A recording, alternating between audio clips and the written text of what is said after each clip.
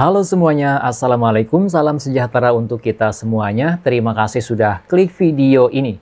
Kita sering-sering lagi dan kita akan membahas tentang bagaimana sih cara dan prosedur mengajukan permohonan wali adol ke pengadilan agama. Ada salah seorang viewers yang berkonsultasi tentang permohonan wali adol, makanya saya angkat di video ini. Jadi ceritanya, ini saya ilustrasikan ya, ceritanya saya samarkan. Ada seorang wanita, seorang cewek warga negara Indonesia, dia punya pacar, calon suami lah ya, punya calon suami orang Korea, warga negara asing berkewarganegaraan Republik Korea.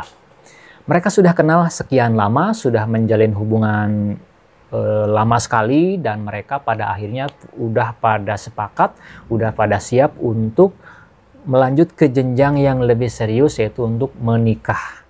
Dan si cowoknya ini bersedia untuk datang ke Indonesia, melamar si ceweknya, dan bersedia melangsungkan pernikahannya di Indonesia.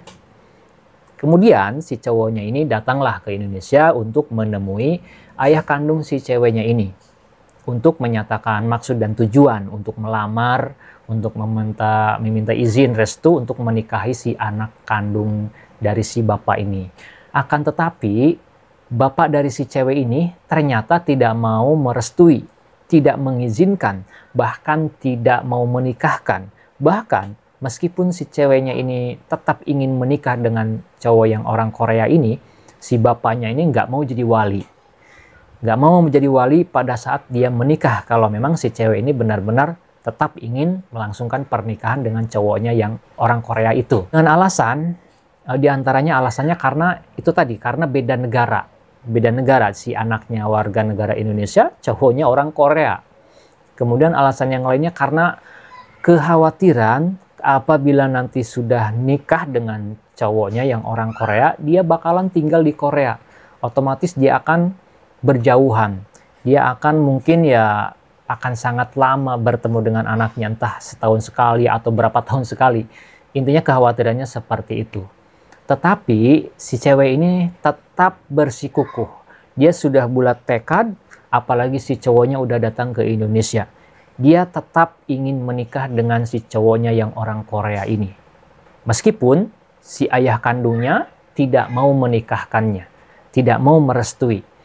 Si cewek ini datanglah ke pengadilan, datang ke kantor urusan agama untuk berkonsultasi. Gimana nih, ada nggak solusinya? Itu kan dari kantor urusan agama itu disarankan untuk terlebih dahulu mengajukan permohonan wali adol supaya nanti walinya adalah wali hakim yang ditunjuk oleh pengadilan agama yang berasal tentu dari unsur KUA ya, bisa kepala KUA ataupun juga penghulu, pegawai pencatat nikah, itu bisa saja menjadi wali hakim.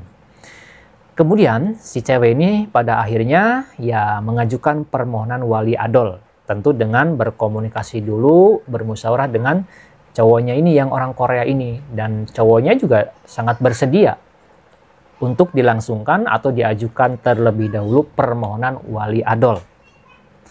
Maka diajukanlah permohonan wali adol ke pengadilan agama. Nah, pengadilan agama yang mana? Pengadilan agama yang berada di wilayah tempat tinggal si pemohon.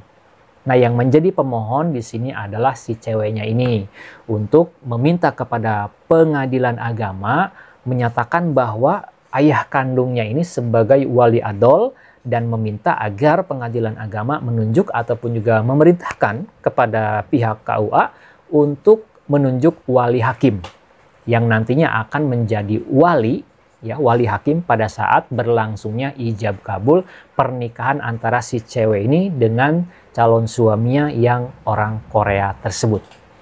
Nah, itu samaran ceritanya seperti itu. Sekarang gimana Bang prosedurnya? Tadi di awal saya singgung pengajuan permohonan wali adol itu ditujukan ke pengadilan agama yang berada di wilayah tempat tinggal si pemohon. Apa saja yang harus dicantumkan di dalam surat permohonan wali adol itu? Yang pertama tentu identitas para pihak ini harus dicantumkan secara detail. Siapa saja? Tentu pemohon. Pemohon ini si cewek tadi ya. Nama lengkap, kemudian nomor induk KTP, tanggal lahir, kemudian agama dan lain sebagainya, pokoknya secara detail sampai dengan pendidikan terakhir apa di situ disebutkan. Kemudian identitas calon suaminya juga harus disebutkan secara mendetail. Kemudian identitas si ayah kandung si cewek ini, si pemohon, juga harus disampaikan di situ di dalam surat permohonan secara lengkap dan detail juga. Kemudian harus memuat alasan-alasan. Alasannya itu harus dicantumkan sedetail mungkin.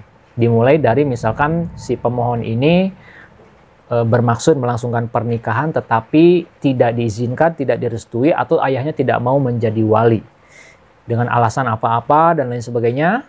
Kemudian pada akhirnya nanti di bagian petitum, di bagian belakang itu meminta atau memohon kepada pengadilan agama melalui hakim untuk menetapkan wali adol dan menunjuk wali hakim dari kantor urusan agama. Intinya seperti itu. Syarat-syaratnya apa aja Bang? Nah, untuk syarat-syarat di sini saya sudah ada formulir ataupun juga isian ataupun juga di sini ketentuan-ketentuan tentang permohonan wali adol yang diajukan ke pengadilan agama. Ada beberapa persyaratan utama yang harus disiapkan ya. Di antaranya yang pertama membuat surat permohonan. Tadi sudah saya singgung surat permohonan itu seperti apa dan isinya bagaimana.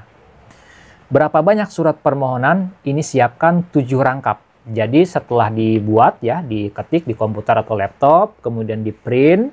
Setelah di print tanda tangan oleh si pemohon ini. Setelah ditanda tangan, difotokopi menjadi 7 rangkap, menjadi 7 bundel, 7 berkas. Itu yang pertama ya, surat permohonan. Namanya surat permohonan wali adol.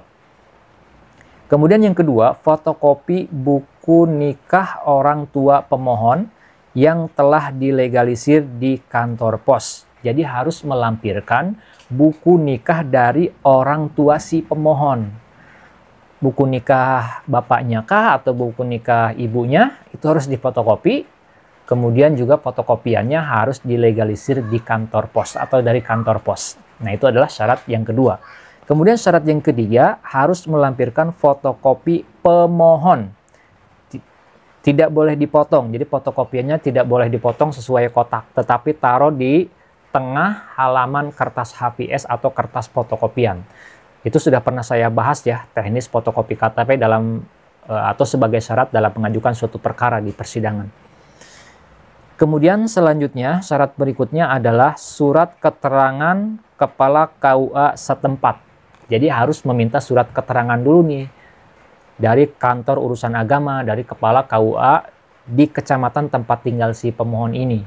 Sampaikan aja kepada KUA, mereka juga sudah pada paham surat apa yang harus mereka terbitkan. Itu ya, jadi harus ada surat keterangan dari kantor urusan agama. Kemudian selain itu harus membayar panjar biaya perkara. Tentu harus ada biayanya ya, pasti ada biayanya dan harus siap membayar panjar biaya perkara. Nah, berapa sih Bang biayanya untuk mengajukan permohonan wali adol? Kalau saya pribadi tidak tahu secara persis ya berapanya karena tiap daerah beda-beda. Yang jelas kalau menggunakan jasa kuasa hukum dengan menjalankan secara mandiri, mengurus secara mandiri, itu pasti akan berbeda biayanya. Kalau hanya mengurus secara mandiri tentu tidak besar ya. Kalau yang saya tahu kisarannya ya masih di bawah 1 juta lah, masih di bawah 1 juta. Tapi kalau menggunakan kuasa hukum advokat tentu bisa lebih. Ya berdasarkan ya hitungan masing-masing advokat pasti punya perhitungan masing-masing dan biaya jasanya akan berbeda-beda, tidak sama persis. Nah, berapa lama sih Bang untuk proses permohonan wali adol itu? Ya tidak terlalu lama ya, paling juga sekitaran 1,5 bulan itu sudah bisa beres. Setahu saya seperti itu teman-teman. Itu saja yang kita bahas pada kesempatan video kali ini. Terima kasih yang udah subscribe. Saya doakan semoga teman-teman subscriber rezekinya selalu bertambah banyak, melimpah, dan juga berkah. Amin. Ya Rabbal Alamin. Sampai jumpa di video-video selanjutnya. Assalamualaikum warahmatullahi wabarakatuh.